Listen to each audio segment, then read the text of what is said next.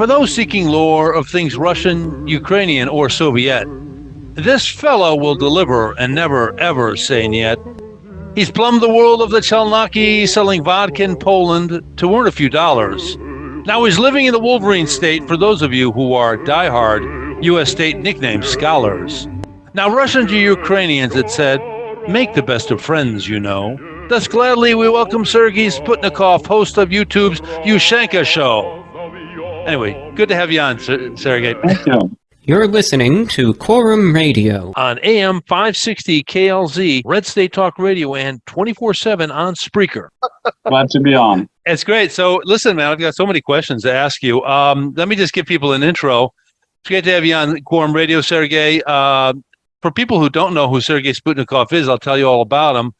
He was born in the USSR in 1971. A native of Ukraine, Sergey lived there in Kiev. And as a boy, venturing to the villages in the Soviet countryside periodically to visit relatives for vacations. During the height of the Soviet Union's power and during its demise, he was living there. In 1995, after working different jobs, including adventures into the murky underworld of the Chelnaki, smuggling vodka into Poland to raise money for travel abroad, Sergei made a life-changing trip to America, working at a camp for inner-city kids from Chicago, and he was a photography specialist, and followed by 3 summers working as a lifeguard. In 1999, Sergey fell in love with a pretty young woman on a blind date, so he got married and began living full-time in the United States in Michigan. He now has a YouTube channel called Ushanka Show that deals with endlessly interesting stories from everyday life in the Soviet Union, really interesting stories. His book that Sergey wrote is American Diaries, 1995, Adventures of a Russian Student in Michigan. In case you want to help his channel, help his work, his Patreon is Sputnikoff, think Sputnik, you know, the satellite from 1957 that scared the pants off of America. Sputnik plus the letters OFF, Sputnikoff, Sputnik plus OFF. And, check out the Ushanka Show on YouTube. It's entertaining, so many fascinating things. And if you want to, go to the About tab on Ushanka Show. And you may want to throw some rubles his way, you know, the American version, dollars. Again, his book is American Diaries, 1995, Adventures of a Russian Student in Michigan. Listen, thanks a lot for being on QUORUM Radio. I really appreciate it. I don't know how I stumbled across your channel, but really interesting. Anyway, before we jump into your interesting transition from Soviet to American life and the struggles you endured to come to America, tell us about this special historical relationship, the complex, I think, historical relationship between Russia and Ukraine. Well, you know, history goes way back, of course, like any two countries or any two nations that border, and they always had a lot of troubles for years and years. And if you think Germany and France, right? England and France. Similarly, Ukraine, it's a great location. It's a large country, size of Texas, but it just happened to be kind of it's a great location for growing crops and climate-wise, but it was bad location because of neighbors. Ukrainians always had a problem with neighbors in the south, like Crimean Peninsula. So those were Tatars and supported by Turkey. So Turkey has, at that time, controlled quite a bit of territory, like current Moldova, Bessarabia, that was under Turkey control. Then we had Russia in the north, a big northern neighbor. And then you had, of course, Poland on the west. So when, like Kyiv, the capital of Ukraine, it was, started originally like about 1,500 years ago by Vikings. It was a trading route, Dnieper River going down to Constantinople. And that's how the Kievan Rus, they call it, was. So the Russia, original, like Russia before it was called Russia, it was in Ukraine, the modern Ukraine. Wow. And then over the years, of course, mostly because of the pressure from the south, because Tatars were constantly attacking, raiding the territories, Kyiv kind of was withering away, and Moscow was rising. Main reason because they were much more north and in the forest, so Tatars didn't go that far. So it's kind of like the weight of power moved north, and that's how the Moscovia started. So the term Russia, Россия, it was coined way later under Peter the Great. Before, it was always called Moscovia. Okay, sure. Right. And it was, excuse me, Sergey, one question. Was it Peter the Great who first established a Russian presence in the Crimea and the Black Sea, or was it prior to Peter the Great? He announced that Russia is empire. He said, we are Россия, we're not Moscovia, and we're an empire. So he started expansion because before Peter the Great, Russia had no fleet whatsoever. But he started moving north. That's how he created St. Petersburg. That was just a swamp where the Neva River was going into the Finns Gulf. And he started pushing south. But I think he reached Azov Sea, but he still thought Crimea was under Tatars. So he started the skirmishes with Tatars and kind of harassing Turkey. But the main push south happened under Catherine the Great, the Catherine II, who was German by birth, and then she became Russian queen. And that she was the one that succeeded in pushing Turkey out of Crimea and taking over Crimea and the southern. So they were expanding southern borders to be more protected from south. All right. At that time, was the relationship between Ukraine and Russia cordial? Was it kind of like it was uneasy? Right. It was always uneasy, but it's like every situation was different. So when Poland was pushing from the west, then of course Ukrainian leaders, Getmans at that time, Cossacks, they were trying to use help from Russian or from the Tatars to fight off Polish. Then if something turns around and they ask Tatars to help to fight Russians, or they will help Polish to fight Russians. So there was like enemy of my enemy is my friend, depending on situation. So that was always, it's really complicated history. But as I said, it was just a poor location. Like the Ukraine had a hard time to establish as a country, a sovereign nation, because of constant pressures from powerful neighbors. Right. So then the Russians will argue, well, listen, we saved the Crimea from the Tatars. And so we have a historical presence there. We had our Peter the Great established, my understanding, was a 2-sea navy into the Baltic and also the Black Sea.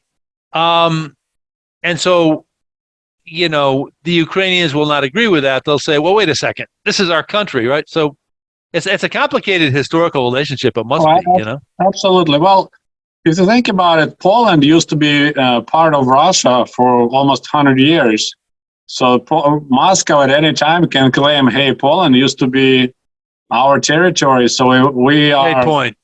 We can take over it. So you start looking back, how far you want to go back in history, because Italy can name a lot of countries that the Roman Empire had control over. This is the question, how far you want to go back in history. And that's what the problem with Russia. They always remember only parts that they used to own, but they don't remember Alaska. Yeah. Oh, yeah. They still heard about Alaska. This is like, I don't think people in America realize, especially the ones that support Putin and Russian expansion. If Putin had an opportunity, he will snatch Alaska in a heartbeat, and Russians will cheer it. They still, I'm following a lot of Telegram channels like of the Russians patriots, and they say that our nation is permanently bleeding from losing Alaska. That's our national stain, that we gave up Alaska. And it's not only Alaska. If you think about it, Russians went all the way into Northern California. Yeah, Fort Ross. Fort Ross. I actually recently just talked to a guy I work with. He's originally from Northern California. He had no idea. Like, do you know why Russian River in California called the Russian River? Exactly. And he's just looking at me like, yeah, that's because Russians were there. So yeah, this is a mentality of imperialistic mentality, and I used to have that as a Soviet guy. I also felt sorry we sold Alaska so cheap, because. And wait, Sergey, excuse me. Don't they say, Sergey, that it was a lease, a rental. Yeah, that's another. There's a lot of this conspiracy theories that we just leased it for a while, and another, like, quite often when I argue with Russians on my YouTube channel, they were always like, "Well, look what Americans did to native population, native Indians, right? Like when they were moving west." But they, for some reason, believe that in Alaska, it was just Russians came and natives were like, "Oh, you're Russians, so please give us your religion. Please build your churches." Like, it's meet my daughter. yeah, take my daughter, take my everything. This is kind of this propaganda work. Like, we never had this question attitude. Okay, so for some reason, Indians in Alaska were happy to see Russians, but the rest of the continent, they were fighting like crazy, those bad Americans, or Europeans. But they don't even know that when Russia had Alaska under control, like Aleutian Islands, locals lost like 90% of population. It was decimated during the Russian presence there. They were forcing them to go and hunt sea otters because they were taking the skins to China and sell them at huge profit. So they're literally taking hostages and forcing men to go out on the sea and hunt otter even in bad weather. When they say, "You can't, you're going to die, we don't care." So yeah, that's kind of interesting generally what was going on. Right. So then, go ahead. So the topic of Crimea, it's not like Ukraine occupied Crimea, right? It was transferred according to the laws of 1950s during the Khrushchev era. It was pretty much Khrushchev talked to people in Moscow. So Russian Federation voted to transfer Crimea Peninsula to Ukrainian Soviet Republic. Then Ukrainians voted to agree to take over Crimea, and then the Central Soviet ministries approved that. So that was all. And it was actually, if you look at the signatures, there was Molotov and Malenkov. There was not a Khrushchev signature under that agreement. So it was Russian decision to transfer Crimea to Ukraine, if you look at the paper. But of course, Russians, they claim, "Oh, Khrushchev was a Ukrainian and he hated Russia. That's why he, transferred." It's pretty crazy. Right. So let me ask you a question. So the Soviet Union dissolved, 1991, I think? Yep. And how were things before 2014 when Russia seized Crimea again? How were things between Russians and Ukrainians prior to that incident? Were they getting along? Were they like brothers and sisters or first cousins?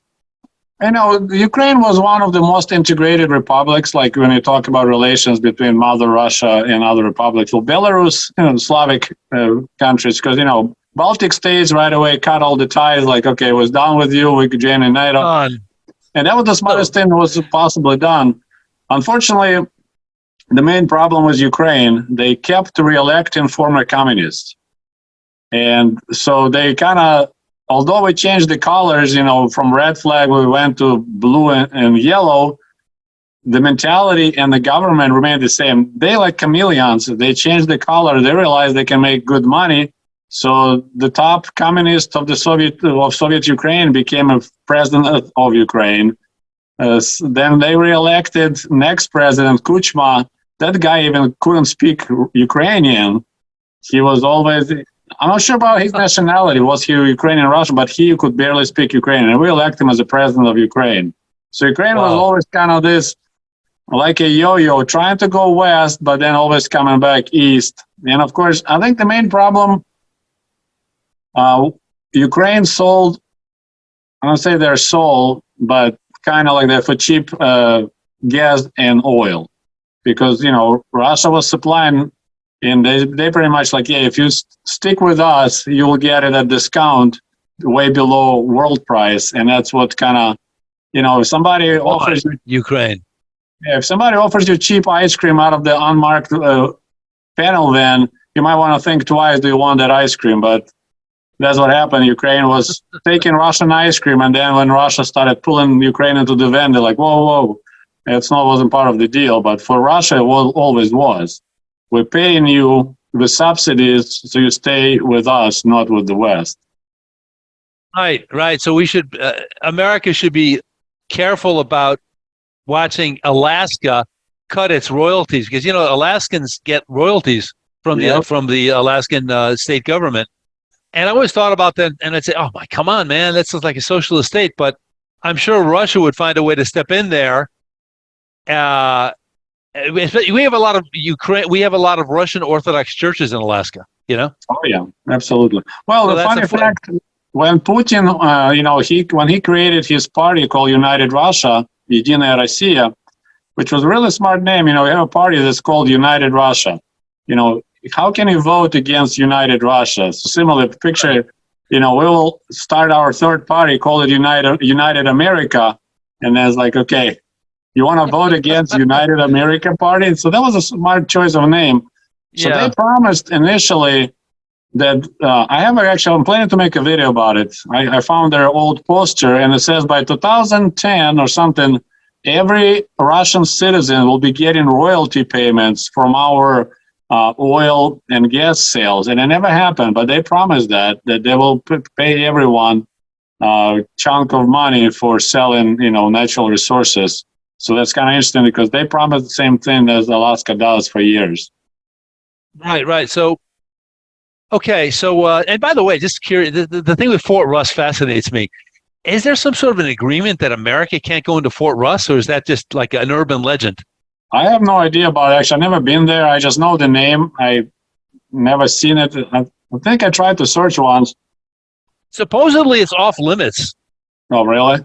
Yeah, supposedly it's off limits because of some diplomatic understanding with Russia, and I don't know. I don't want to go into the weeds too much on that, but well, let me ask you. What's that? Yeah, go ahead. It's something to research and look into. It's kind of interesting. So now with that as a background, I mean, I tell you, this war with Russia and Ukraine, it's terrible, man. I don't know. I'm an American. I have nothing to do. I have no ancestry from these countries that I know of. Well, tell me what your views and your feelings are about this. Well, this horrendous war. I was totally shocked because I actually made a video before, right, a couple of days prior, and I was explaining my viewers that the war won't happen because it makes no sense. And then 2 days later, war started, so I kind of feel stupid. You were right, Sergey. It doesn't make any sense, but go ahead. Yeah, well, first of all, it didn't make any sense to me, like just generally that Russians will be killing Ukrainians and Ukrainians killing Russians, because it's kind of like Canadians attacking, or America decided to occupy Canada because, we want you to speak English and we don't want you to speak French. So it's, something like that.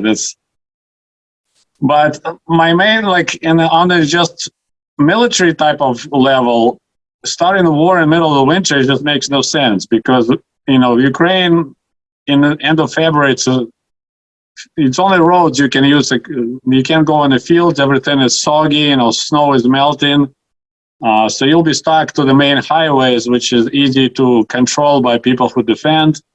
Days are short, nights are long. It's cold weather. So for attack inside, it's really bad condition to attack. And that's what Russia faced when they went north trying to occupy Kiev. They ran out of fuel first.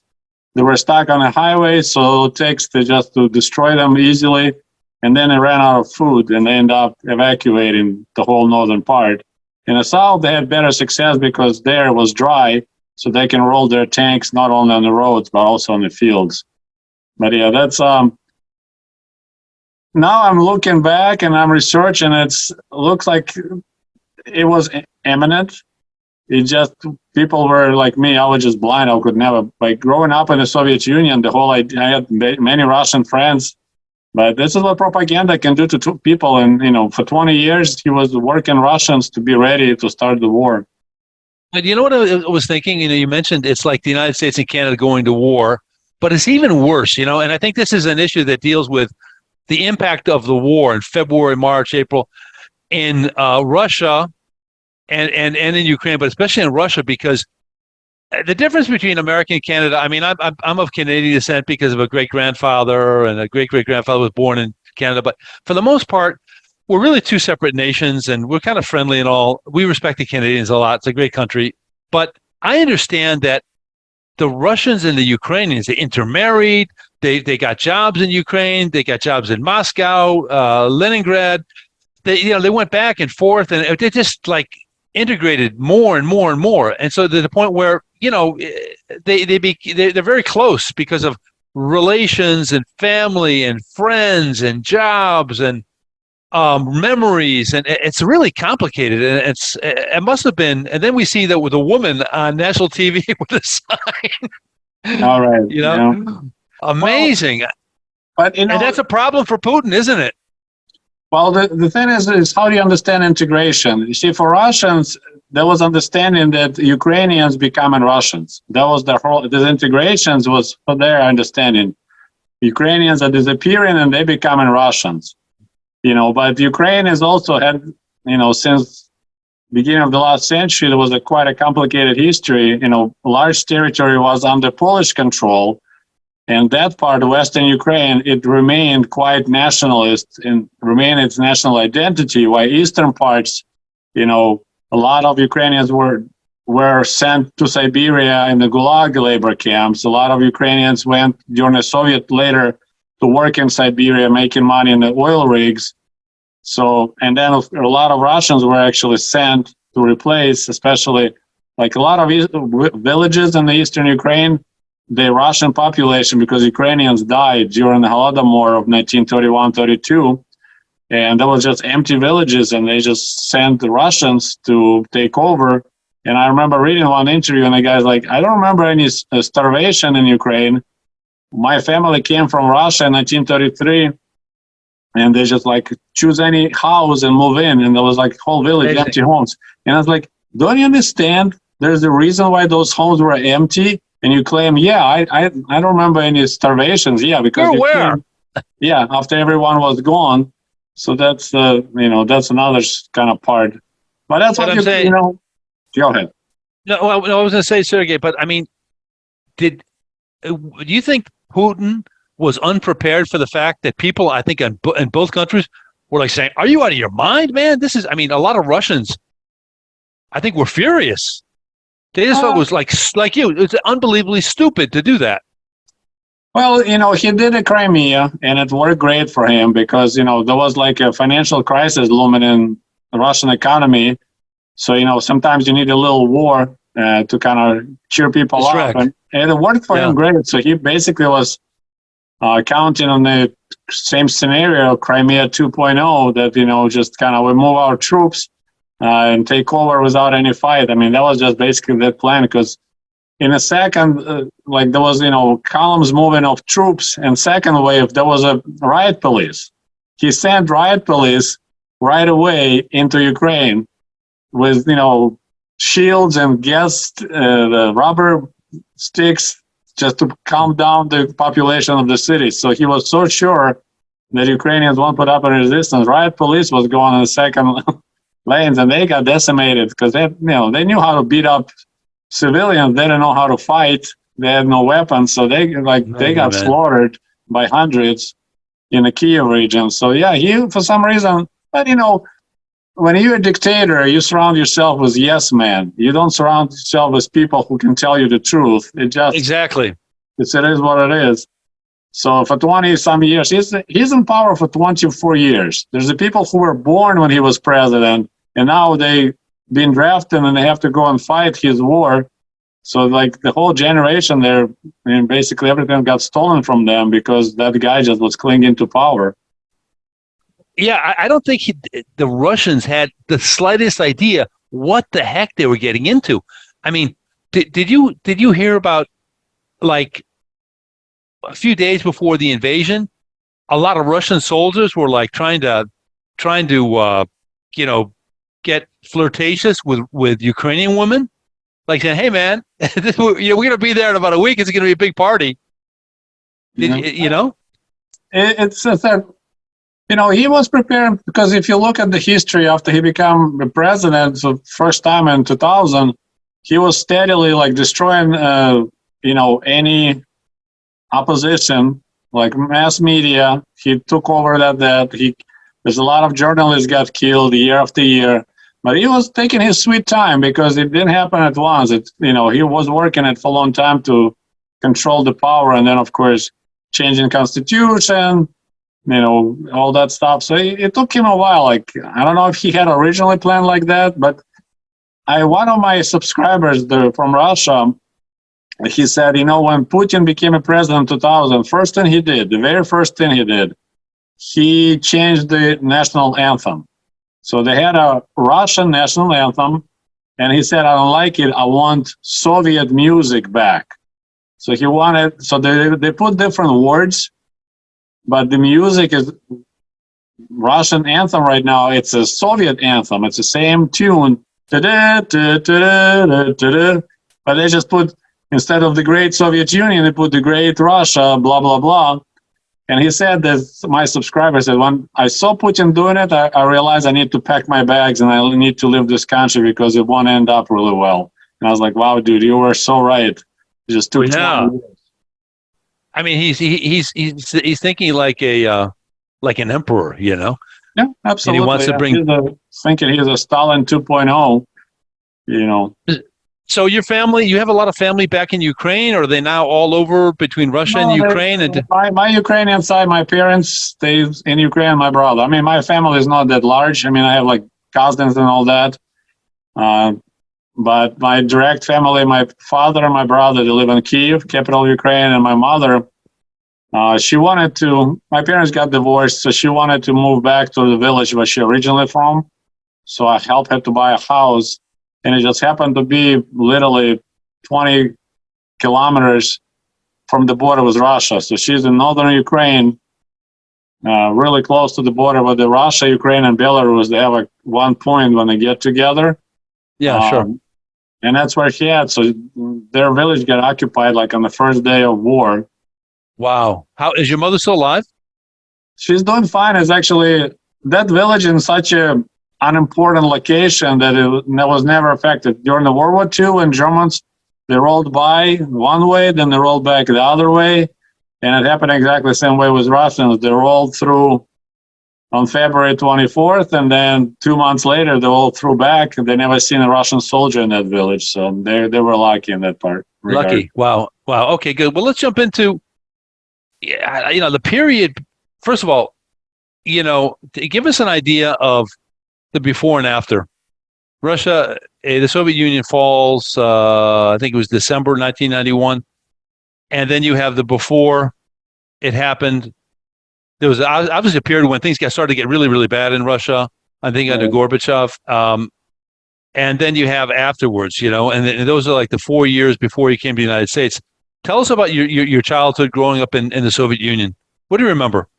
Well, the Soviet Union, fortunately, I have a really good memory. I don't remember what happened with me 2 years ago, but I remember clearly when I was 5 and 6. It's pretty crazy how the memory works. But generally, when you're a little kid, you don't know any better. Like if I put my kids right now, they have their own bedroom, they have their own bathroom, take them and put them in conditions where I live, they probably will, be crying day and night in their pillow because, for a long time, my family we lived in the dormitories for 5 years. So we shared small room with another family. So it was 2 families sharing the same room. So 6 people. How big was the room? How big? Oh, maybe 12 feet by 20 feet. So pretty small room. It was a dorm. They begged the manager of dormitory to let families live on one level because otherwise it was for singles. So they're like, okay. So yeah, there was literally, bed on the one side of the room, bed on the opposite side, and the table in the middle was like our shared table. And then if they wanted privacy, we had like a curtain you kind of slide across the room and yeah. And then, then you had a communal kitchen, one kitchen for the whole floor, which was like 10 rooms, with families. And they shared one kitchen and they shared one bathroom. And it was only cold water available. Hot water was not available. So my mom, if she had to give me a bath, she had to heat up water on a gas stove, carry it back to the room. We had this little metal tub that she will make water was cold and warm, and that's how I was taking a bath. So Wow. Or some days you just took a cold shower and just manned up. There was no shower. Oh, no? It's just a bathtub? No. Well, there was just, for me, it was a little small metal tub. My mom said once a week they had a shower downstairs, but they were locked. That's the only place when they had hot water, but they only allowed people to use them on Sundays. Otherwise, it was locked. It's pretty crazy. Wow. And my dad, man. he worked as a spray painter in a Kiev plane factory, making a ton of airplanes. So he was showering at work. So he was okay. But, when you're a little kid, you don't know any better. I just remember my mom told me that in this 5 years, then when we shared this room, 3 families changed. So we were stuck because we had a hard time finding an apartment. You couldn't buy it. You have to get in waiting list or know people. And so that was a struggle. So in 5 years, we had 3 different families moving in, moving out, moving in, moving out. So you learn about new people. Yeah, and a 250 square foot living area for 6 people, maybe more? 6 sometimes last family had a baby girl, and that's what I remember because she cried at night and I couldn't sleep. So I was really not happy. And I had a baby crib, but then when I was like 5, I was getting too big for it, but there was no room to put a bigger bed, because you already have my parents' bed, those people bed. So my dad cut a hole in the crib so I can stick my legs out and sleep. What kills Sergey? You know what kills me, man? To think that there are people, millennials, who think that, hey, man, the Soviet Union was great. They have no idea about the poverty and the grindingly difficult conditions, right? But it was affordable, okay? But what would you prefer to live? To pay a big mortgage and live in a nice 4-bedroom house with hot showers, air conditioning, or share a room with another family and share the kitchen with the whole, community. And the bathroom. Right, and a bathroom, which was a squat type bathroom, not a toilet. And then amazing. When I grew up, I never had these questions, but when I grew up, I was like, okay, I have to ask you, my parents, how did you have sex? You just got married and you share a room with another family. Like, did you have like a schedule, like that other family goes for a walk in the park while they're like, together. No, we just did it very quietly. I was like, oh my gosh, I can't even imagine, you have 2 different families and you quietly with your wife and that, because they're young, just got married. And then we managed, after 5 years, my mom, she finally begged, cried, ran around with papers.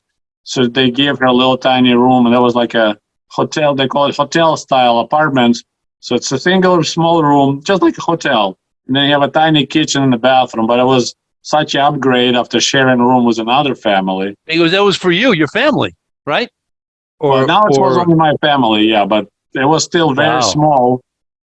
Because originally it was designed, those apartments were called Gastinka, so it's like a hotel-style apartment. So if somebody comes to work for a year, you give them that apartment and then, like a hotel, but extended. But instead, the people live there for years too. So it was better than sharing room, but still. And then we had a hot shower now, so that was a huge improvement. Oh, sure. I mean, the thing about America and other Western countries, and sure, you have a big mortgage, but then maybe you move to a less urban place, a smaller city or a town, and then it's maybe more affordable. But wow, but again, there were good things, I'm sure. The food, right? What do you remember about the food in the Soviet Union? Well, once again, there were some items were heavily subsidized, so bread was always very cheap. I remember that, and bread was, it was never in bags. And that's, again, I'm talking about living in the capital of Ukraine. So that city was supplied way better than other places. So they had actual levels.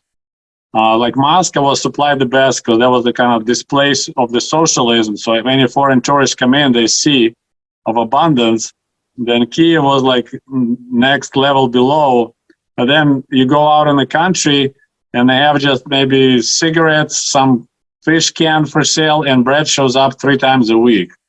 So, but since I live in Kiev, supply was pretty decent. I won't say it was fantastic, but one of the problems with the Soviet retail, like our grocery stores, it was the deli style. nothing was prepackaged. So if you want to buy cheese, you go like your deli, counter, and you tell them, I want 200 grams of cheese. So they cut you, I want 200 grams of this or that. So it takes forever to process every person, right? So there's always was huge line, not because it just everyone had to buy this or that. And it's like to serve one person, at least 10 minutes. And then, they check the weight, they wrap in the paper, give it to you. But my mom, she cooked good. She didn't enjoy cooking. She was just cooking because she had to feed the family. So we never tried those different recipes. It was like big thing of borscht. And until you empty that pot, there will be no new borscht, So that was wow. I grew up on eating leftovers. So that's what I do here in America because it's how I grew up. Oh, sure. That's really the ordinary, simple people we never everywhere. call them leftovers. It's just my mom doesn't want to cook every day, big meals. So she's just, there you go. It's called tomorrow's lunch. Right, yeah. And the bread was good, huh? Was the bread really great? Yeah, bread was good. It's kind of like what, they call it artesian bread here. Like when I tried your American bread that, like that Wonder Bread or whatever, those that you can squish like this. I was like, what the hell is this stuff? So bread was good, but I said it was never in the bags, so people would handle it. If you want to check if it's fresh, you just grab it, squeeze it. So sure. It was a little bit challenging there. Yeah, it's okay. So and transportation, not bad, pretty good. Transportation, well, if you live in a big city, the public transportation was developed really well, and it was pretty cheap, 5 kopecks per ride. And that's about a nickel? A U.S. nickel? Well, if you're an engineer, you're making 150 rubles a month. So picture you're making 150 rubles a month and you pay 5 cents to ride a bus. Is it cheap? If you look at the salary of an American engineer, what is $5,000 or $10,000 a month? It could be maybe not that cheap, but because they paid everyone pretty much like the same. That was one of the way of making everyone equal. You just make everyone poor. Amazing. So, and the question, how many kopecks in a ruble? 100, of course. Oh, okay. It's like a cent. Great. Same. All right. Yeah, so then, school. How was school? Well, you see, it's a good question because I actually didn't mind. Well, as a kid, I hated school. Everyone does, right? No one is marching. Well, I'll take it back. In the 8th grade, I was madly in love with the girl in my class. So I hated weekends. Well, I hated because we went to school 5 days a week, including six days a week, including Saturday. So I hated Sundays because I wanted to be next to her and sit in the desk. So that was the only time I actually liked to be in school. But otherwise, we had to wear uniforms. Parents had to purchase uniforms. We hardly did any sports. We had a physical education, but we didn't have any school sports like here in America. Football, basketball, it was hardly, it was not competing with other schools. So I like this part in America. I think it's a little bit too much. They do sports in schools here. Too much. Right. That's my opinion. I like what I do, but it's a little bit, this kid is just great because he plays basketball. So who cares about his grades as long as he scores, Oh, it's ridiculous, man. To me, I hate that. I hate that. Let me ask you a question. But basically the quality was pretty good of the teaching. I would say yes, but the problem with Soviet schools, in America, you guys you slow down education to make sure that everyone is catching up. In Soviet Union, our school was 10 years. Like you go to school at the age of 7, you're done at 17. And so they packed a lot. So we had a lot of classes, went to school on Saturday, but a lot of kids that struggled, they just struggled. It was no so it was good for me. I was a A- student, so I had no problem. But people they were just like, okay, you are just you C-type student. There was no additional help. Just we'll get you to the 8th grade, and then you can leave and go to trade school or go work. So that was school was oriented for the smarter kids. Let's put it that way. Yeah, sure. Okay, great. So then, tell us about. So the Soviet Union dissolves. that was like 4 years before you came to America. What was that? Tell us about day-to-day conditions. That was definitely crazy because, economy was integrated so much. So when, they dissolved Soviet Union, well, Gorbachev didn't want to take Soviet Union apart. That was Yeltsin. But it's Yeltsin, he wanted to be the top dog in Kremlin. Like at that time was Mikhail Gorbachev and Yeltsin, both in Moscow. One is president of Russia, one is president of Soviet Union. You can't have two presidents in one Kremlin. Oh, really? Okay. Yeah, wow. So that's what happened. Yeltsin pretty much convinced our leader, Kravchuk, and Belarusian leader, like, hey, how about we just dissolve Soviet Union? This way we get rid of Gorbachev, and then we'll make a new union. Because they signed the paper document to recreate Soviet Union under a different name. It was Commonwealth of Independent States. Right. The CIS. I remember that. Yeah. So, but so that was pretty much like switching, okay, we just need to get rid of Gorbachev. That was the whole purpose of that thing. Yeltsin never wanted to make Ukraine independent or Belarus independent. He just needed to. But it happened. I mean, did they entice him saying, hey, look, you'll be president of Belarus and you'll be president of Ukraine, you'll be president of Georgia? Was something like that taking place to get them to agree? The other republics, every republic was like declaring its independence. That was a really like a crazy situation going on. But I always believed that back then that, we need to stick with Russia because we're always friends. We got our economical connections and all that stuff. But there was so much energy in Ukraine and other republics to be independent. So it's like, it was slowly, and the Soviet Union, surely, because we didn't have a border control for quite a while. For a couple of years, you still could travel to Russia without any passports, any border control. But then slowly that got introduced and that got introduced. So there was kind of steadily separation, I guess, going on. But then, of course, I strongly believe if Yeltsin pushed hard enough on Kravchuk, Ukraine would transfer Crimea to Russia at that time. But, right. Don't ask, don't tell. Yeltsin didn't ask, so Kravchuk like, well, I'm keeping it. Like. Yeah. So, but living conditions after the dissolution of the Soviet Union, I mean, was it like night and day, or was it like gradual? Pretty quick because we had a common currency, so that was the first problem. They printed all the rubles in Moscow. Now, like Ukraine. So first they were trying to limit market. So they like in Kiev, they started printing these pieces of paper like coupons. And if you go buy something, you have to bring money, rubles, and this piece of paper. If you buy for 10 rubles, they cut this coupon of 10 rubles. So that's kind of, they try to, make sure the rubles from Russia don't take our stuff. And then in 82, they introduced this temporary currency called coupon, and it looks like monopoly money. And it was just temporarily, maybe for a year or two. Oh man! But I ended up using them till 96, and inflation was insane, like 10,000% a year. Oh my gosh! It was literally. It started at 60 coupons for $1 and ended at 180,000 for $1. So I was a millionaire in Ukraine. I was a millionaire. I was making 20 million a month. Wow. But then if you go to a grocery store, I need at least 5 million in your pocket to buy bread and milk, Oh man. So things must have gotten really hard for your family.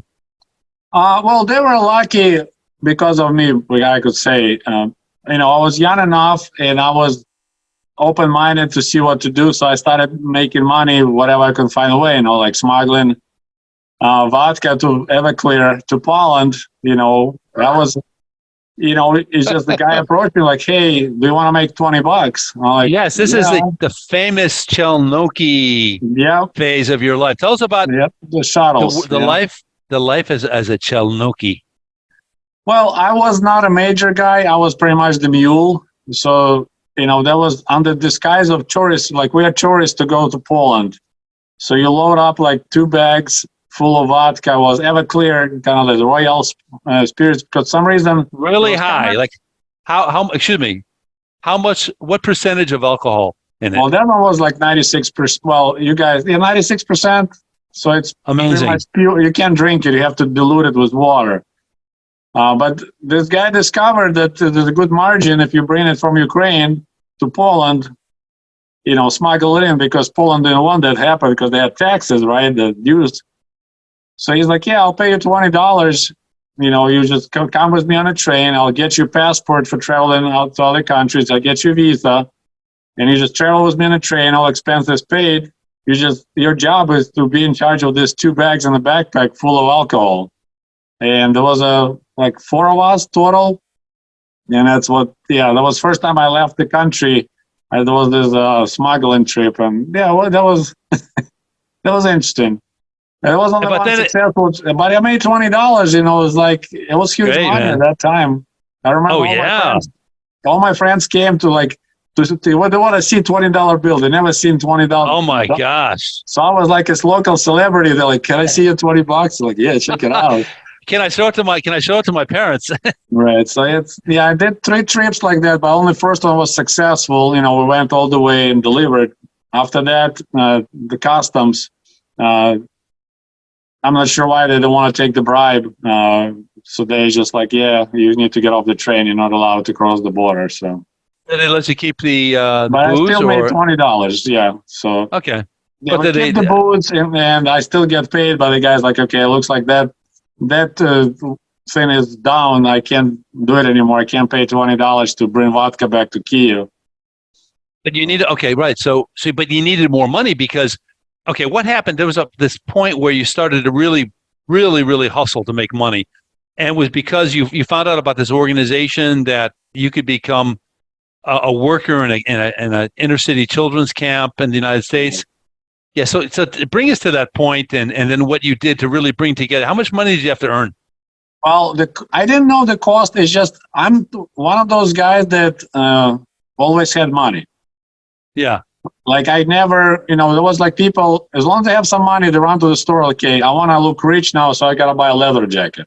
Okay, right. I buy some more money, I need to buy nice sneakers.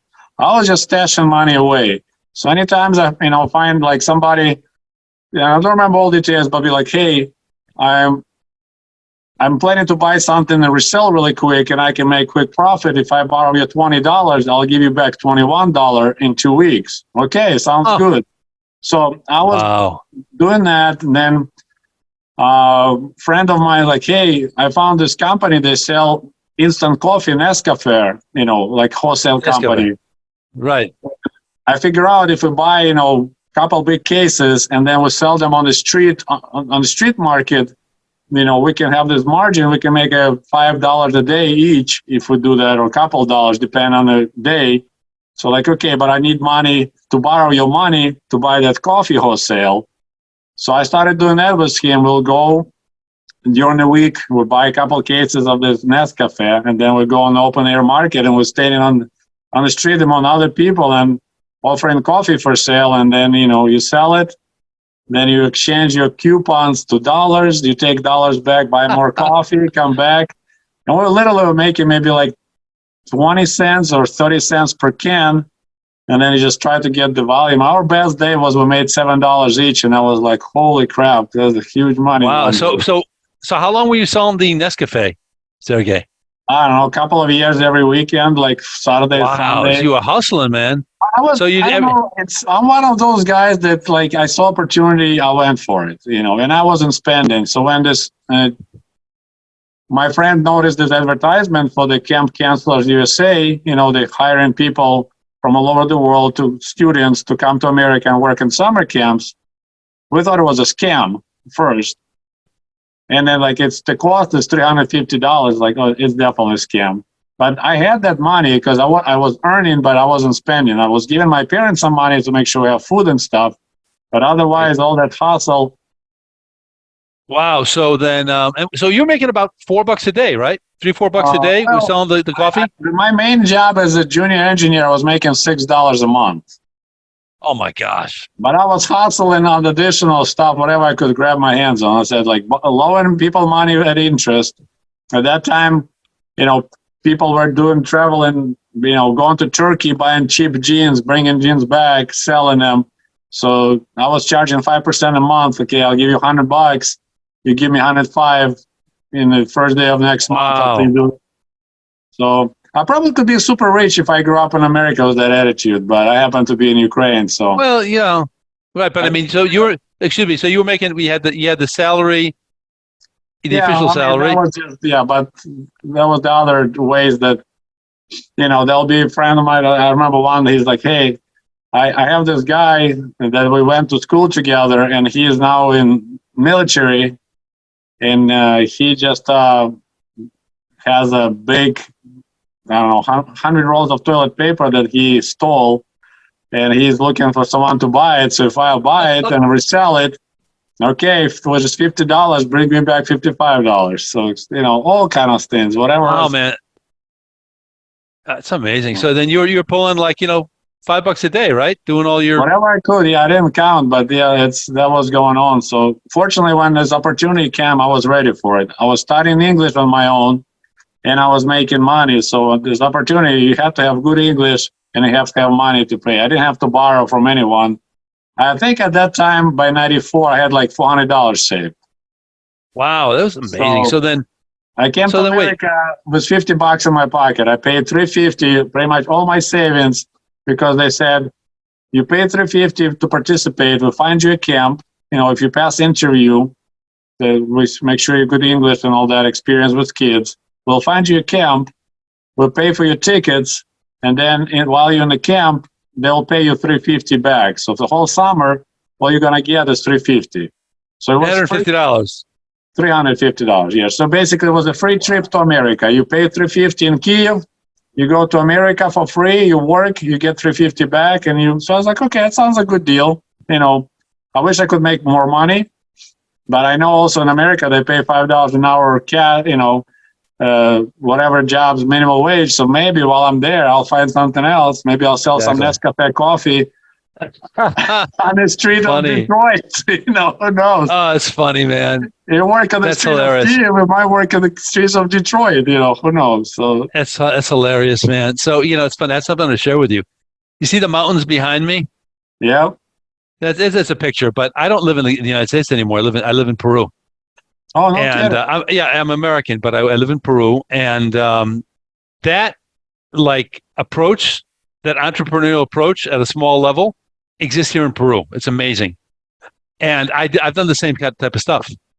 Just because I have a large family, I have 6 kids, so So I mean, I understand exactly what you're saying, and so I identify with a lot of that. So it's amazing. So tell us about leaving Russia or leaving Ukraine, right? Did you fly out of Moscow? Kiev? Everything was going on out of Moscow. So tell us about that final day in Russia and then arriving in America. Well, before that, I want to tell you. So when you passed the interview, and I happened to have passed with American, so I was freaking out because he was actually the guy who was he started this company, Camp Counselors USA, and then. They said, okay, you passed the interview, good, but now we need to find you a camp. You don't choose, I want to go to Michigan or whatever. They basically had a Sears catalog. They shipped to all the camps, summer camps that was looking for foreigners, and they would go through pages and they look at the people, and they look, okay, we're looking for lifeguards or we're looking for dance, teachers. And they told us, write everything. Whatever you can do, write it down, put on your resume, because you never know. So I put, that I'm doing a lot of biking. I'm good swimmer. I'm good runner. This and that. Last line was I do photography. I develop my own film and print my own pictures. It was the last line of my resume. And that's what caught their attention here in Michigan, this Camp Rosenthal. They were looking for photography specialists to show kids how you process film and print pictures. Wow, so, cool. I never knew that. They told me, hey, we found you a camp in Michigan. I'm like, oh, they didn't say Michigan. And they gave me address, and it says MI. And I was like, what the hell is MI? Is that Minnesota? what is that? What else is there? Missouri. Michigan, Minnesota, And they say, well, wow, Mississippi. They say, we only know there's a camp for inner city kids from Chicago. And I was like, okay, so is that camp inside of the city? Like, what is this inner city? Why is that, So that was a lot of confusion. And I didn't know I'm a photography specialist. I thought I was just counselor. It's only when I arrived to camp, they told me, oh, no, you're going to take pictures and show kids how to develop film. And I was like, wow, it's wow, way better job than I thought. Awesome, man.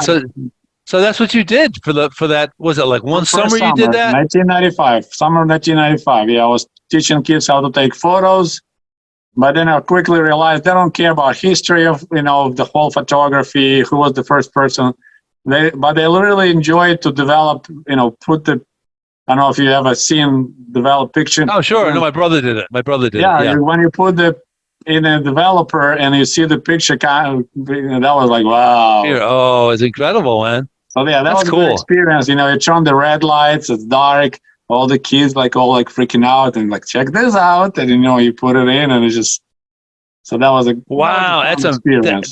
That's amazing, man. So, but first, let me back up a little bit. So, where did you fly into? Where did you fly into, Sergey? So I had to take a train from Kiev to Moscow. That's overnight train. Then I had to, at that time, that company was just starting, the one in Russia. So they gave me address. It's just some random building on the outskirts of Moscow. I had to find it. No Google at that time. And I just ran the doorbell, and this lady looked at the list like, okay, there's the ticket, airplane ticket for tomorrow. And there's your T-shirt you're supposed to wear tomorrow that says, International Exchange Center on it. And okay, bye. And I was like, okay. So I ended up spending the night in the airport in Sheremetyevo. So, and that was pretty miserable experience. I explained in my book. That's how pretty much my book starts. And then, of course, in the morning, there was a bunch of people. So, yeah, that was a horrible night. You sleep on the bench. You're tired. You already was on a train overnight. Oh, man, you're exhausted. So I was kind of tired, dirty, went and brushed my teeth. Like, I don't know why I'm doing this. And then, of course. Right. And maybe, excuse me, did you think, maybe it is a scam, right? No. They gave me a ticket. So I was like, okay, definitely I'm getting to America. But I was just like, is it really worth it, all this pain? Oh, wow. But then, of course, I see a bunch of other young people showing up wearing the same T-shirt. I was like, oh, cool. So at least I won't be the only one on the plane. And that was my second flight in my life. So I'm 24 years old. It's my second flight, the first flight across the ocean. So, yeah, that was a lot of... We watched the movie Speed with Sandra Bullock. So all that, because it was a great experience. And, of course, when we landed in New York, when they announced, ladies and gentlemen, welcome to New York, that was awesome. Wait, there's a hilarious thing, man, that I read that share with us your experience on the flight over there with the Aeroflot stewardesses and everything. That was funny. Well, you're on the plane you're leaving Moscow, right? And you're in a plane. And tell us about dining. Well, yeah. Well, it's interesting. Like I didn't think it would be that, but yeah, it's you never experienced this kind of different food. So this whole thing about opening packages, this little tiny butter, little this, and I was like, so just going through all those motions and trying to figure out how to eat, and then some of it was, I don't know, it didn't taste good. I remember it was some kind of aftertaste in my mouth, and then they give you socks as a present with Aeroflot logo. So all that things was just bizarre. You never done it in your life. So yeah, that was very different. But wait, you said something funny, man. You also said that you weren't prepared to get food on the flight. So what did you do? Oh, that was actually, no, that was I was going back and talking about my very first flight. So that was my very first flight was from Kiev to Germany, like a couple of years before. And that's when I didn't know anything. So we got on the plane and I was like, man, I'm hungry. So I just opened my own bag, got sandwich out, started just packing up. And then next thing I see everyone looking at me like I'm stupid. I was like, I'm hungry. I got to eat. And then suddenly I see these ladies walking around. What would you like to drink? I'm like, I'll take with a Coke, whatever. Then like, what do you want to eat? So I had to force myself to eat their food because like I don't want to waste it. But yeah, I was eating this big sandwich. I never knew they feed on the planes. Man. Okay, so you arrive in New York, man. What was that like for a Soviet kid? You know, Soviet guy. It's one of those amazing experiences that I had them a couple of times in my life. It's like you don't believe your eyes. Like your brain refuses to believe your eyes. So they have this unreal reality, I call it. Like you understand it's going on for real, but your brain, you think like you're in the movie. Like I've seen New York a lot of times on TV. So when you kind of find yourself, what you saw on TV only, you really feel like it's everything just like I'm in the movie. You know, all these buildings, all these cool cars, you know, all this English language around you. It was like now I miss that because it's hard to do something now to get that experience. Like last time I had something this close is when I saw the Grand Canyon. My brain refused to believe my eyes. And that was pretty much that whole first day in New York. That was like walking inside of the movie, you know, all these foreign smells. And then, of course, you know, by that time, they explained me what inner city means. So they pick us on the bus. No, there was a bus waiting for us in the JFK. And then they take us to Columbia University. That's where we stayed overnight for orientation. Yeah, sure. And we drove through Harlem. And I'm looking out the window, and it's the inner city in New York, right? The Harlem. And I see these big metal bars on the windows of the stores. And I see this guys hanging out in the corners of the streets. And I was like, I'm going to deal with kids of these people. I'm in bed. So I was really scared when I saw that. Oh, and wow. Then, we left to Columbia, and stayed there for orientation. They took our plane tickets back from us, like return flight tickets. Oh, yeah. I don't blame them. They didn't want us to run away early, so they took our tickets and gave us, packets with I had to fly to Chicago next day. So, and then we went for a walk. You did go for a walk? Oh, yeah. Evening was available because we arrived like in afternoon, and after we settled down, they got the room. They're like, okay, don't go that way. It's Harlem. Go this way. It's a Broadway, whatever. Yeah, man. So how many people went with you on this trip?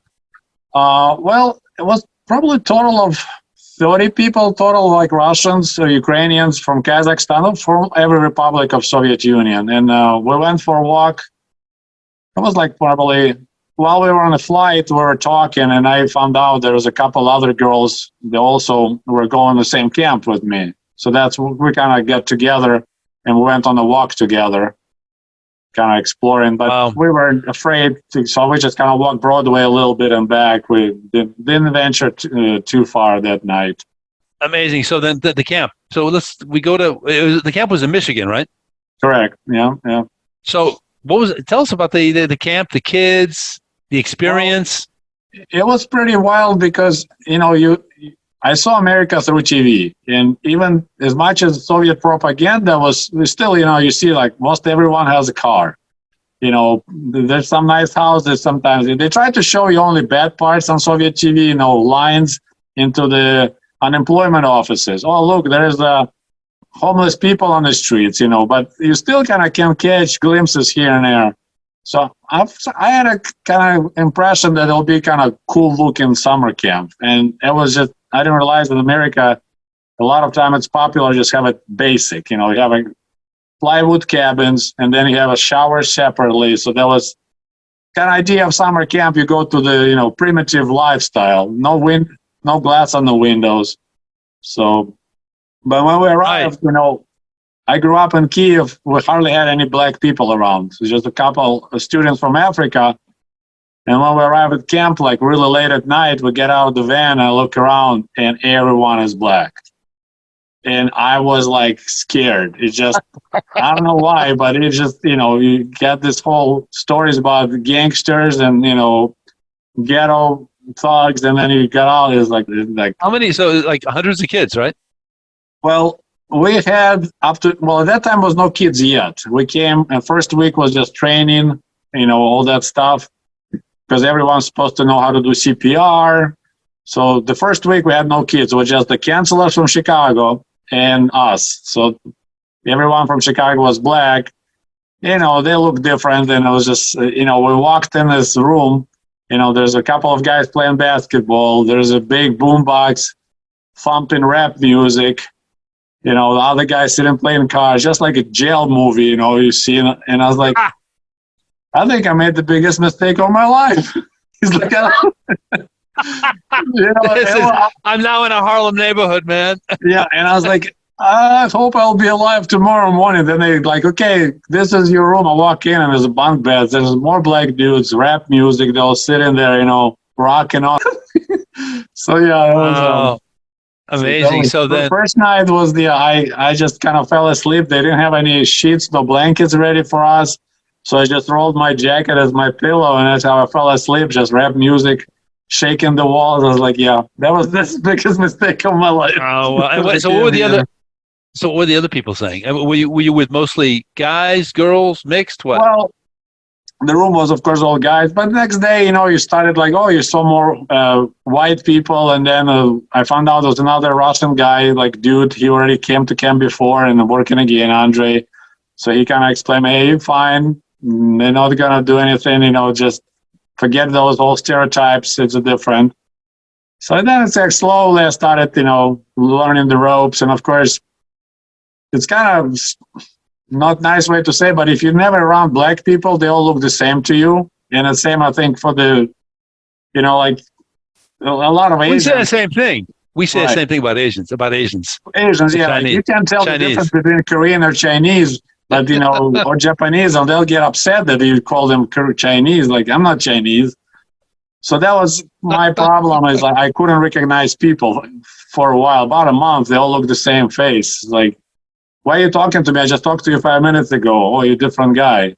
Or then, when I was started working as a photography specialist, I was giving kids wrong pictures. I like giving, there's your photo. He's like, it's not me. I'm like, yes, it's you. Look at same sneakers.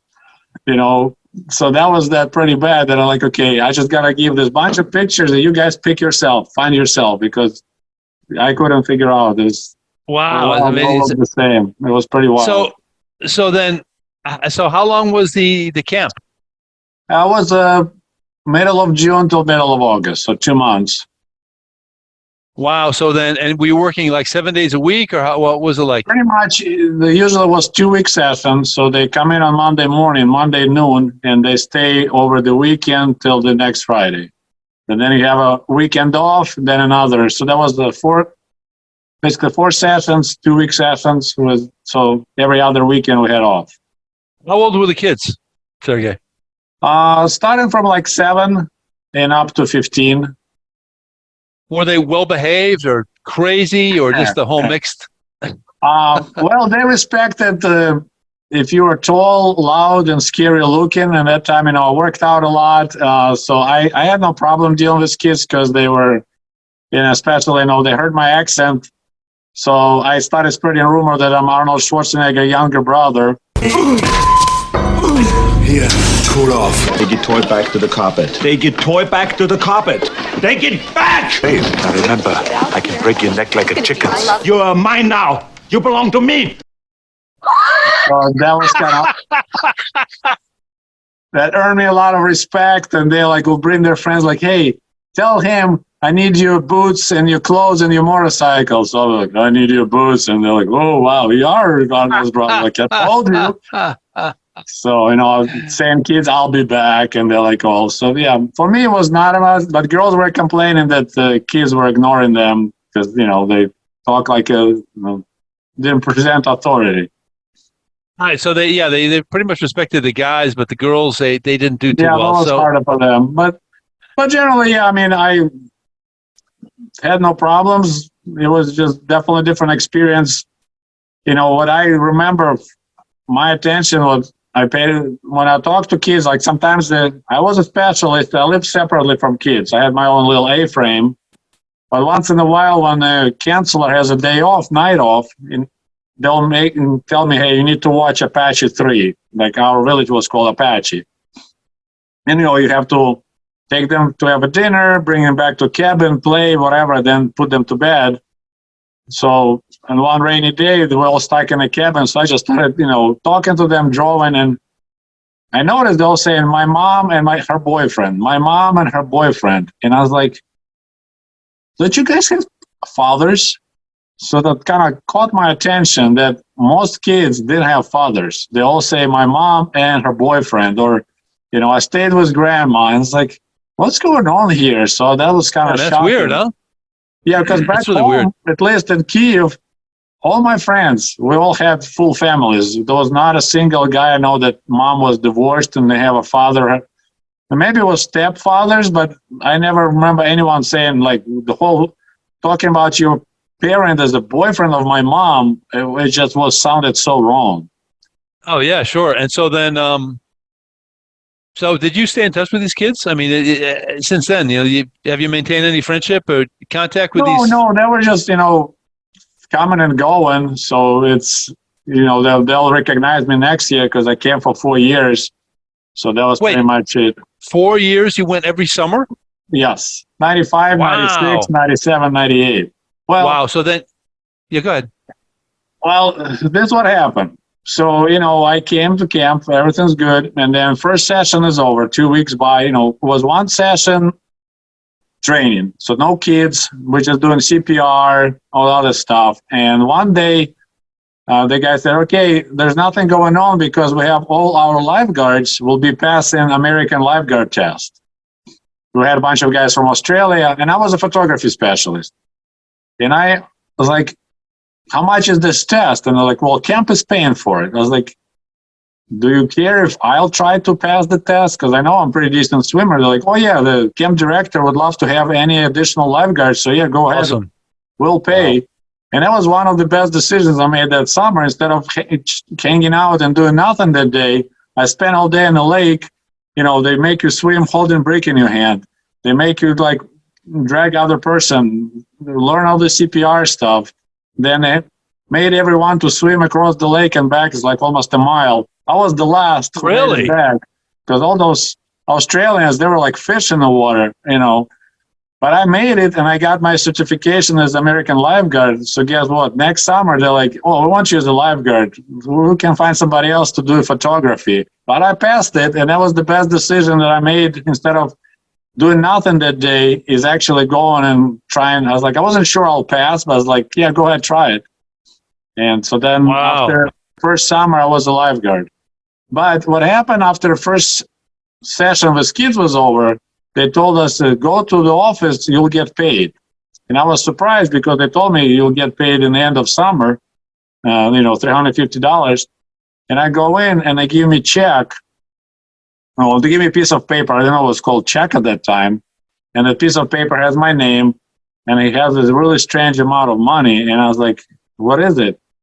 They're like, this is your pay. I was like, it's not enough for the whole summer. I was promised, $350. This says $330. They're like, no, you're getting paid $110 a week. And I was like, what? So that camp, because it was a tough camp, let's put it that way. A lot of people were running away. The management, they paid everyone $110 a week. Then they keep everybody happy, man. Smart. But instead of $350 for the whole summer, I was counting on. Suddenly they pay me $110 a week, so it makes $880, insane amount of money, and because I was making $6 as an junior engineer at that time in Kyiv. Here they pay me $110 a week, and if you don't run away, they'll give you a bonus at the end of the camp for another $110. So almost $1,000. I was like, awesome. Oh my goodness. So that's why I was always coming back to that camp. I was the only camp that was paying that generously, because initially I was like, maybe I'll try to get a different camp in California just to explore America. No one else paid that much. So I was like, well, I'm going back to Michigan. Wow. So that's cool, man. So you went to the same camp year after year. Yep. Man, awesome. That's the lifeguard. But then, of course, if you come back, they give you additional $10 a week bonus. So my pay was growing up. For Americans, it's not that much money, but for me, that was a huge amount of money. Oh, it was awesome, man. So summer was over. did you fly back to Russia, or where'd you go? Well, the visa is called work and travel. So they always give you extra time in the end of camp so you can travel. Of course, I would prefer not to travel by work. So while we were still at camp, as I said, I mentioned this Russian guy. He was actually Russian, Andrei, and he already knew people around, like local Americans. Yeah. So he's like, hey, if you want, we can go and visit my friend. I'll call him. So on the weekend, we left and stayed with one American family, then another American family. Then they're like, hey, do you want to meet? There's this farmer nearby. I worked for him last year. Oh, cool. I was like, well, oh, wow. Did I hear farmer? So we rode our bikes, met them, and then was like, hey, he's like, we're going to be really busy tomorrow. There was a U-pick farm. So, on the weekends, they're really busy with people coming from Chicago to pick peaches in the middle of summer. Awesome. So I could use some help, grading peaches at the market or whatever. So I was like, sure. And that's how I started going there. And what did they pay you? well, it's interesting. The first time, I didn't know how to ask for work, first of all. So I asked Andre, like, hey, I want to work this weekend. How can I ask for work? I don't know how to ask properly in English. He's like, well, ask Herb if you need my help. I'm like, okay, that sounds weird, but whatever. So I went and I, asked him, and he said, I think so. And I didn't know what that means. I think so. Okay, you think, and you think so. What do you think? But I was too afraid. Everybody thinks. I was too afraid to ask him, what do you mean? So I rode the bike all the way back to camp, and I ran to Andre like, well, Herb said, I think so. What that means?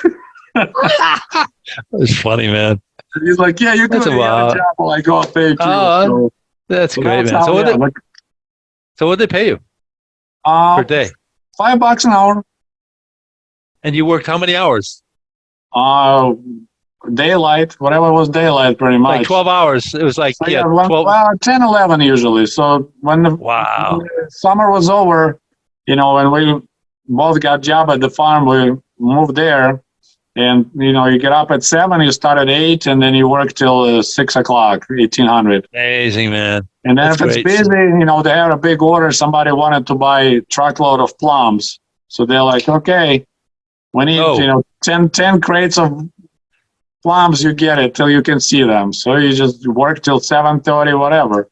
Wow. So, yeah. I Amazing. still got a list somewhere. Like I kept the track, and it's every single day, no weekends, nothing.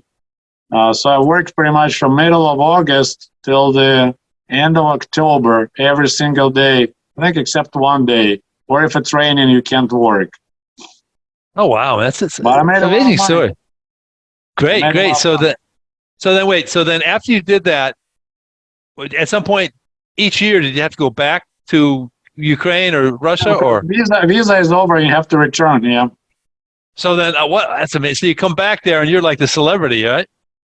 Well, kind of, people were expecting like, okay, you're buying a nice car. Like, well, I don't need a car, So that was, first time, it's like everyone wanted to hear about America. I was like telling that story hundreds of times, showing my photo albums because I brought a bunch of, bunch of pictures. So, yeah, that was definitely like my financial situation, my family financial situation drastically improved because, suddenly like, okay. That's great, man. But, I was like, I'm making such a good money comparatively in America. So like, okay, I just come home and I just gonna chill. What the point to work, at $20 a month if I can work for $5 an hour? Oh my gosh, man. But then I was getting bored. So I was, recover for about, 2 weeks, a month. Then I find some silly job just to be busy. All right, sure. That's good. That shows you understand the importance of a work ethic. Yeah. But some people don't. What's that, man? So awesome. So you'd go back and forth. That's a great story. So then you meet your wife. Tell us about meeting your wife on a blind date. I was almost going to say, well, I'm sorry to hear she can't. Must have cataracts. That program had an age limit. So you can't go to the camps after you turn 32. So I was like, okay, I'll be going back and forth till I'm 32. By that time, I'll save enough money so I can buy my own apartment in Kyiv. Like at that time, like there's even no thought crossed my mind, that I want to move to America. On the third time, I started kind of considering it, but still, I was like, nah. And then on 1998 in the fall, I was helping to make apple butter. I don't know if you're familiar with this. Making what? Apple butter. Oh, apple butter, sure. Yeah, Absolutely. it's old-fashioned way. There's a big copper pot and low fire, you dump a bunch of apples, and then you sit there, stir nonstop till it turns into that kind of jam.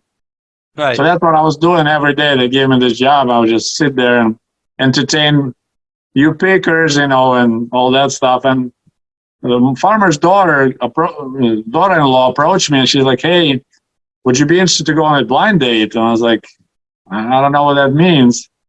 I was like, "What?" Thinking like she can't have see. Some ugly girl that you close your eyes so you don't see her. Funny, so she man. explained me what blind date is. It's like, well, I know there's a friend of my friend that she got divorced some time ago, and maybe she'll be interested to meet you. I was like, well, I don't care. I mean, I'll work at the farm, sure, if I have nothing else to do in the evening.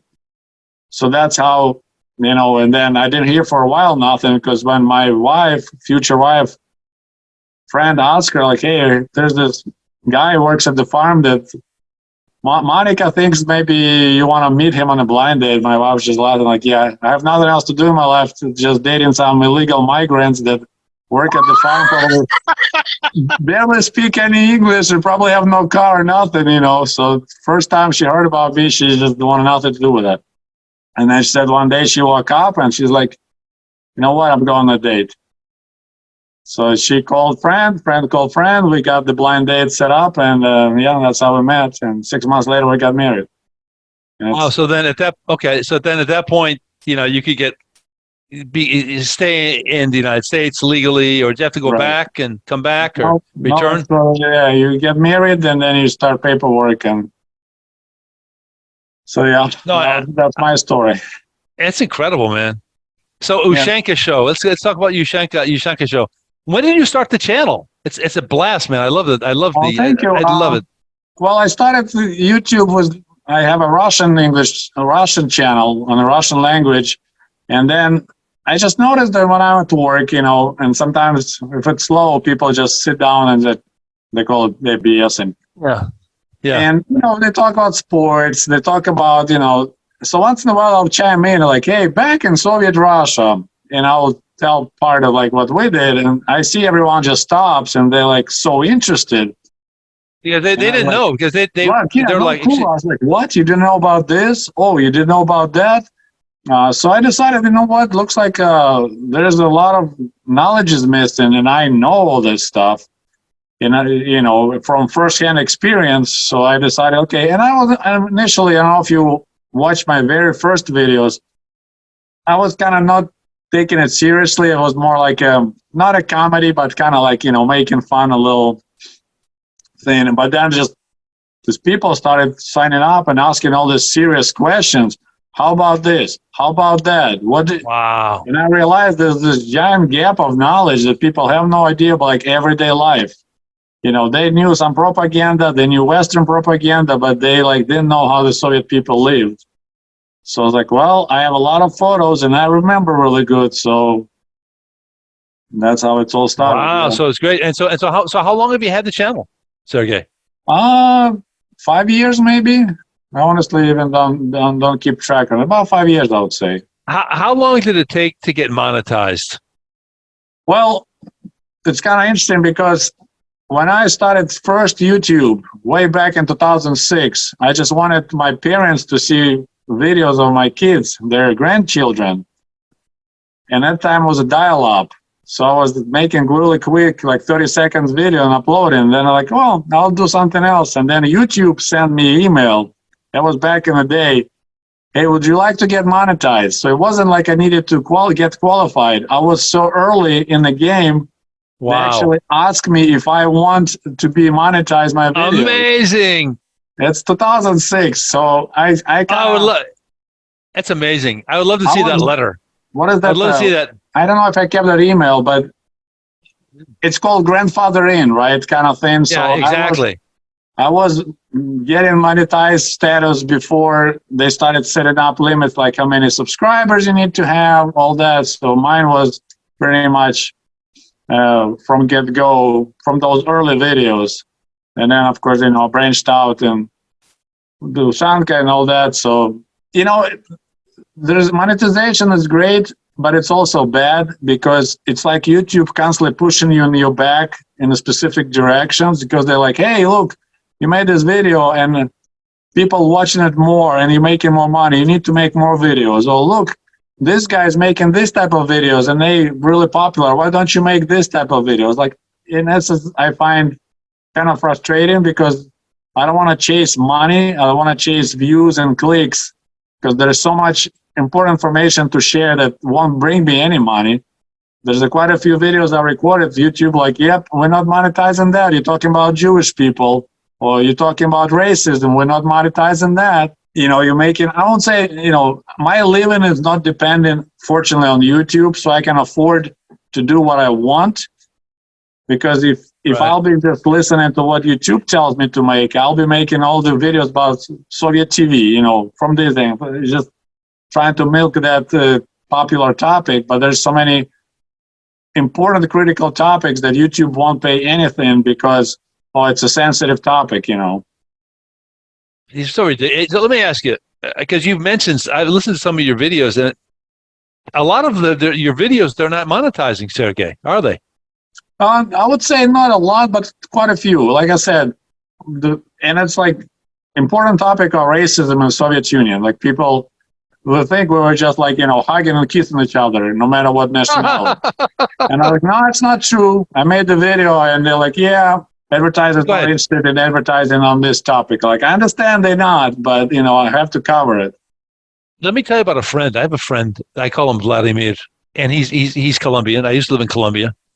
And I met Vladimir one day in the street. It turns out that he knew my landlady. I was living in a house with these two Colombian husband and wife, really lovely people. And this guy knew them because he was from the same town in another department, which is, they have administrative units. You have oblasts, they have departamentos. So anyway, Okay. so it turned out we had a lot in common. We're still friends. And so Vladimir one time told me he studied in Minsk. Yep, Belarus. Belarus.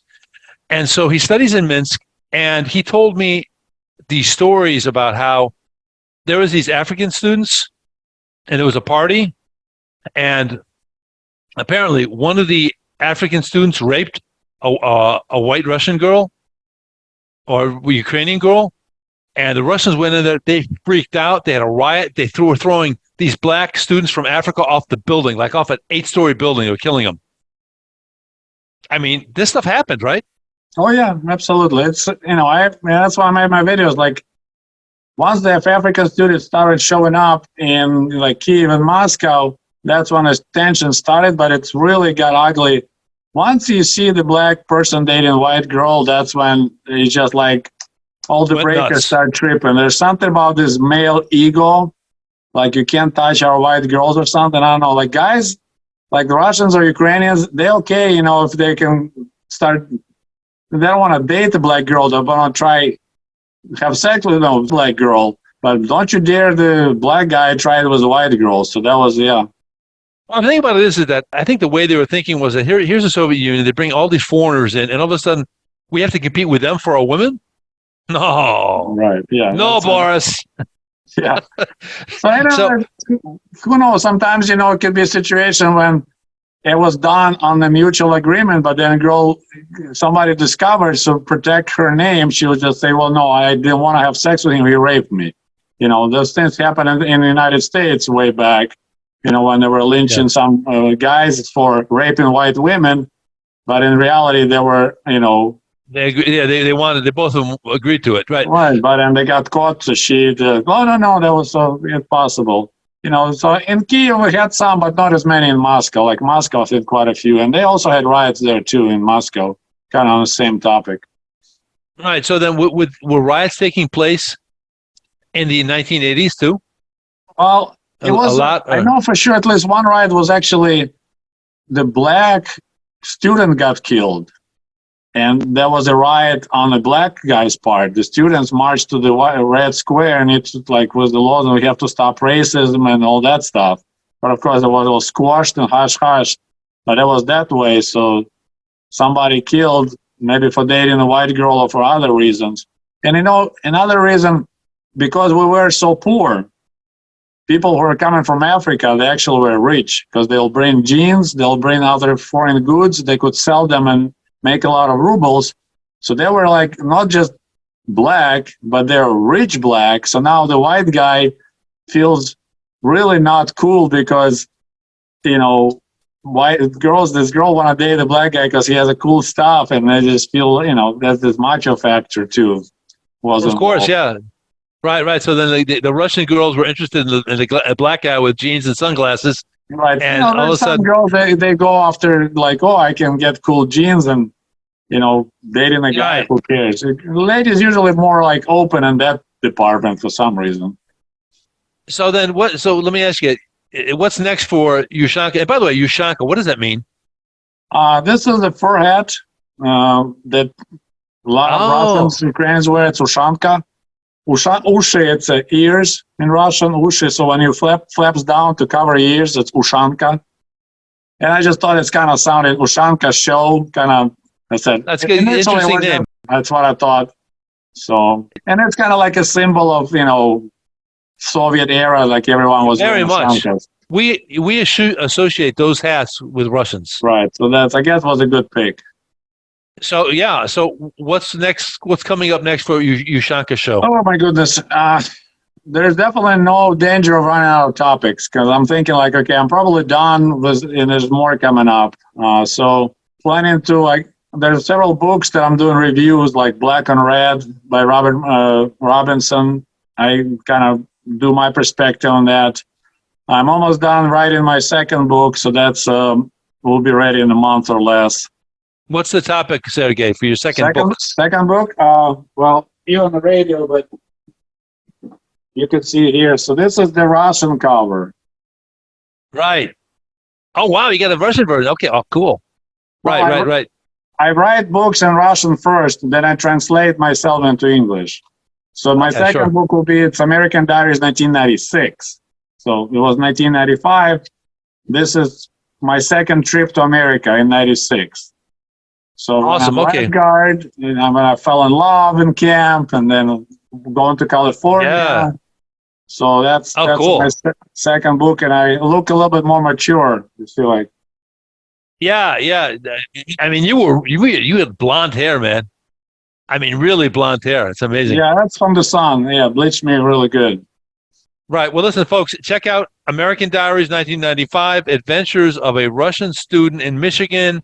You got to check out Ushanka Show on YouTube. It's really interesting, really entertaining. Listen, Sergey, thanks a million for being on QUORUM Radio. Much obliged.